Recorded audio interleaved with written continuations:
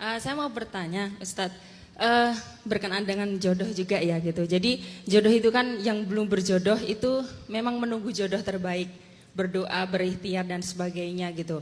Nah, untuk orang yang sudah berjodoh, ya, kemudian jodohnya mungkin memang tidak sesuai yang kita inginkan, tapi tidak dari sisi fisik, tidak dari sisi materi ya, tidak dari sisi yang duniawi gitu. Tapi jodoh kita yang diharapkan apalagi perempuan ya, itu bisa menjadi seorang imam yang terbaik. Ya, memberikan mengarahkan, membimbing ya istri dan anaknya itu untuk bisa menjadi keluarga yang sakinah, mawaddah dan warohmah gitu. Nah, apa yang terjadi ketika memang itu tidak sesuai yang diharapkan gitu. Boleh nggak kita berputus asa di situ? Bagaimana kalau kejadian kayak gitu?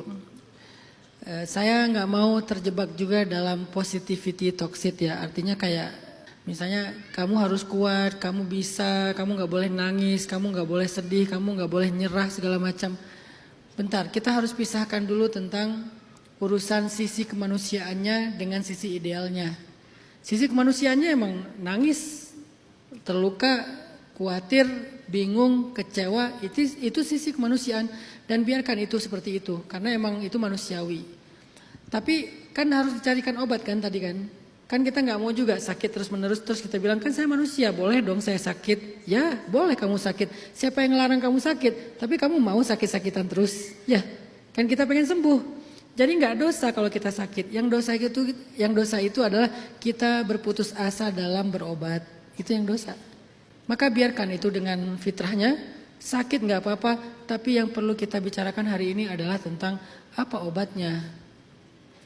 Berapa kali sehari kita harus minum obat itu, dosisnya seberapa, ke siapa kita harus konsul dan minta resepnya, kan gitu kan. Maka obatnya adalah terus lebih lama lagi di atas sajadah. Obatnya terus berharap yang baik-baik kepada Allah. Obatnya berbaik sangka kepada Allah. Obatnya doa. Jadi makin berat hidup kita, harusnya kita makin punya amalan istimewa. Mungkin memang ujian hidup kita saat ini mungkin akan setahun 2 tahun. Cara Allah mentarbiah kita untuk jadi orang istimewa. Dengan apa? Kalau nggak dengan cara itu kita nggak pernah tahajud. Kalau nggak dengan ujian itu mungkin kita nggak tahu rasanya berdoa dengan menangis. Gak tahu rasanya sholat khusyuk, gak tahu rasanya sebulan khatam 3 kali, gak tahu rasanya zikir sehari sampai 5.000, 10.000 kali, gak tahu rasanya bersedekah setiap hari rutin setiap subuh, gak tahu rasanya dekat al-unsu billah, romantis dengan Allah, gak tahu rasanya. Maka sekarang Allah lagi ngasih kita sebuah beban. Mungkin Allah sedang mengeksersis kita dengan ujian dan beban hidup itu. Tapi yakinlah Mbak, itu gak selamanya. Watilkal ayyam. Hidup itu adalah musim.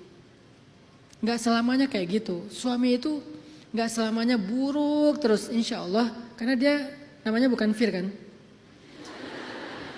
Jadi gak selamanya buruk terus enggak.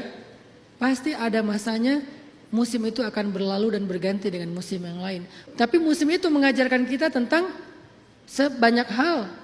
Mungkin mengajarkan kita tentang sabar, mengajarkan kita tentang ibadah, tentang tahajud, tentang puasa, tentang doa, tentang zikir. Emang lagi diajarin. Begitu beralih musim, kita tumbuh menjadi sosok hamba yang istimewa dengan latihan yang udah lama. Tapi di waktu yang sama juga orang itu akan berubah seiring berubahnya musim. Cuman kita kan nggak tahu Ustadz musim itu berapa lama. Disitulah kita harus kuat banget megang sama Allah. Faman yu'min billah faqad istamsaka bil urwatil wusqa. Harus pegangan banget sama Allah, dipeluk sekuat tenaga pegangan itu. Dengan cara apa? Dengan doa, zikir, sholat, sujud yang panjang. Memang lagi musim itu Mbak. Kita lagi di-exercise sama Allah untuk dibentuk.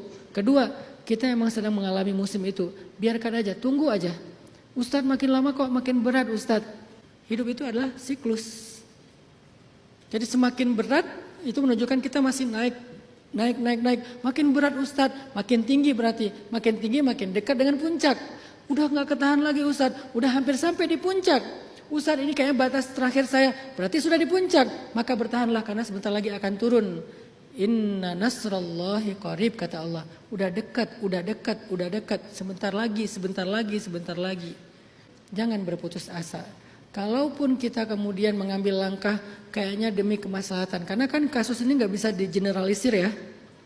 Idealnya kayak gitu. Tapi ada case khusus. Misalnya ini bukan lagi tentang sabar. Tapi ini udah membahayakan nyawa saya, anak-anak dan seterusnya. Makanya saya nggak suka mengeneralisir sesuatu. Kalau itu membahayakan, jadi kemungkaran, jadi mudarat, maka kita tidak termasuk berputus asa untuk meninggalkan atau menghindari mudarat yang lebih besar. Yang pasti jangan menyerah dan berharap yang baik kepada Allah. Soal apa jalur syariat yang kita tempuh itu bukan bagian dari keputusasaan kalau niatnya tetap mencari maslahat.